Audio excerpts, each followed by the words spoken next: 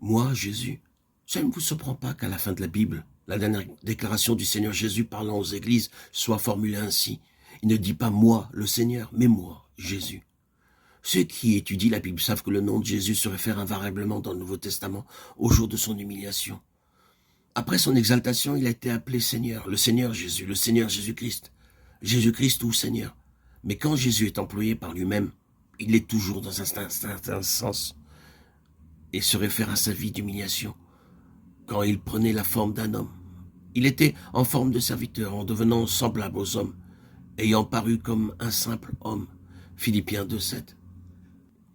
Le mot forme est un mot intéressant dans ce passage. Il signifie que dans toute son apparence extérieure, selon le jugement que l'on pouvait en faire, il était comme les autres hommes.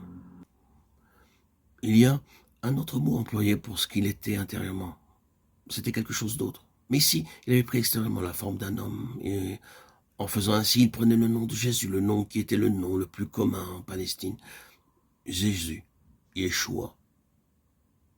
Son nom hébraïque, Yeshua. Ce nom se réfère donc à l'histoire spirituelle réalisée en lui-même, éprouvé, tenté en tout point, Hébreux 4,15. Si bien que assez étrangement, il pouvait être dit de lui qu'il était rendu parfait par les souffrances, Hébreux 2,10. Il a appris bien qu'il fut fils, l'obéissance par les choses qu'il a souffertes, Hébreux 5,8. L'histoire était réalisée dans son humanité, il était un homme en apprentissage. Personne ne pensera que je mets de côté sa divinité, mais ici, c'est un homme, un être humain, Dieu incarné.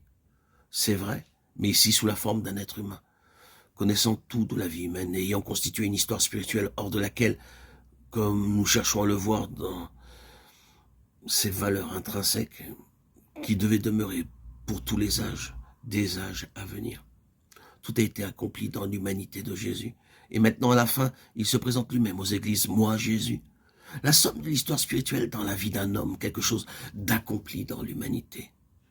Moi, Jean, oui, Jean pouvait dire à une plus petite échelle, c'est vrai. Ce que j'écris, ce que je vais écrire, ce n'est pas quelque chose qui est machinalement venu à moi, mais des choses que nos yeux voyaient, que nos mains touchaient, quelque chose qui est entré en relation vitale avec nous-mêmes, devenant partie de nous-mêmes. Si bien que nous sommes maintenant dans une position où il nous est permis de nous mentionner nous-mêmes, en relation avec le témoignage de Jésus, moi Jean, pour le témoignage de Jésus. Et Paul, moi Paul. Il m'est permis de parler de moi à cause de l'autorité d'un homme qui a une histoire derrière lui. Je connais un homme qui a été ravi au 3e ciel et il a entendu des choses inexprimables, de Corinthiens 12:4. C'est devenu la substance de mon être. Je ne vous parle pas de vérités abstraites, je vous parle de quelque chose qui m'est arrivé à moi. J'ai été saisi par cela et c'est en moi. C'est devenu partie de moi-même. Et il m'est donc permis de dire, moi, Paul, je vous dis. Et cela fut vrai de Daniel. Oh, homme bien-aimé, Daniel 10:19. Il n'est plus dit, oh, prophète bien-aimé, oh, serviteur du Seigneur bien-aimé, oh, prédicateur de la vérité divine bien-aimé, mais, oh, homme bien-aimé, moi, Daniel. Vous voyez, l'homme, c'est l'homme de Dieu, l'homme dans le Seigneur, l'homme en Christ.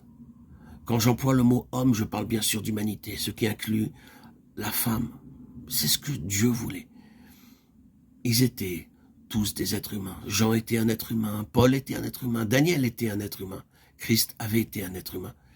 Il était un être humain avec le puissant plus de la déité.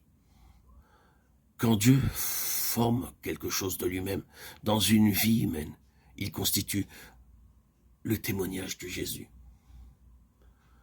Bien, vous voyez ce que Dieu désire. Dieu n'est pas en souci pour faire de vous un docteur de la Bible, un prédicateur, un missionnaire, un ouvrier chrétien. Cela peut se faire, cela peut être un aspect que l'un ou l'autre aura. Mais avant et par-dessus tout, c'est nous-mêmes que le Seigneur recherche. C'est pourquoi il se donne tant de peine avec nous. Sachez bien que vous méconnaîtrez le Seigneur à moins que vous ne reconnaissiez cela. Vous recherchez des résultats dans votre travail, vous êtes attaché à votre œuvre, vous êtes en souci de votre fonction, vous êtes inquiet pour les choses. Le Seigneur, lui, est en souci de vous. Et si le Seigneur suspendait les choses, nous serions dans un état terrible à ce sujet et vite bouleversés devant le Seigneur. Il vous cherche, vous. Il est plus concerné par votre humanité que par n'importe quoi d'autre. S'il a cela en Christ, selon Christ, le reste coulera spontanément. Vous n'aurez pas à endosser un uniforme, prendre un titre ou un nom. Vous ne devez pas être appelé de manière particulière. Vous serez ce que vous êtes. Et qu'importe. Le reste ne compte pas. Oh, voyons le vide des noms. Ministre, pasteur, docteur et tout cela. S'il n'y a pas la contrepartie d'une réalité intérieure. Il doit en être ainsi. Car tout le reste disparaîtra. Moi, Jésus est à côté de celui qui est la tête suprême. Moi, Jean, moi, Paul, moi, Daniel, et moi, un tel, et vous, un tel. Vous pouvez mettre votre nom si cela est vrai. Mais ce n'est pas le souci de Dieu. Dieu vous cherche vous, non votre titre.